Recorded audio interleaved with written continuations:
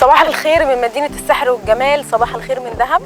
احنا النهارده في محمية البلو لاجون، من اشهر المحميات الطبيعية في جنوب سيناء. ما ينفعش تعدي على دهب من غير ما تعدي على محمية البلو لاجون.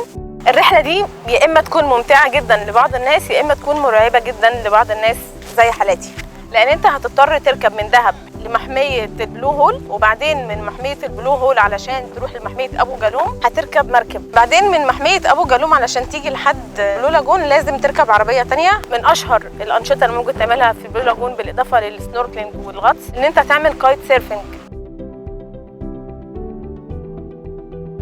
عندنا هنا حضرتك 7 أنواع من السياحة، منها سياحة الكايت سيرف، الويند سيرف، الغطس، سياحة السفاري، سياحة المديتيشن، اليوغا والكلام اللي زي ده.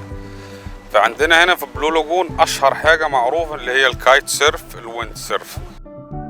محمية البلو لاجون موجودة على الحدود مع الأردن والسعودية. في البلو لاجون الموبايل بتاعك ممكن نلقط شبكة من دولة السعودية أو الأردن.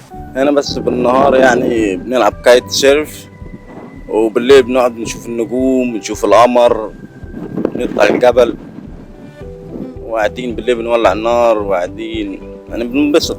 ما بتزهقش؟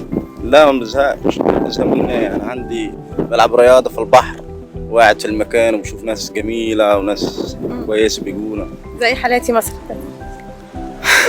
مفيش في بلو لاجون اوتيلات واماكن ترفيهيه، انت مجرد بس بتقعد في حتت اسمها خوش، عباره عن اماكن صغيره متر في متر كده مغطاه بالجريد.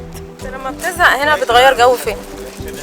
يعني بطلع الجبل، بعمل هايكل 2 3 في الجبال جوه، في بقى مناظر حلوة طبيعية، بتتفرج على الحيوانات البرية اللي هي موجودة في المحمية. هنا مثلا عندنا فوكسات، عندنا نوع قطط، عندنا ديابة، عندنا هيينة، عندنا أنواع كتيرة بنبون عليها الغزلان، في حاجة أرانب صحراوي، في حاجة اسمها وبر شبه الأرانب الصحراوي برضه.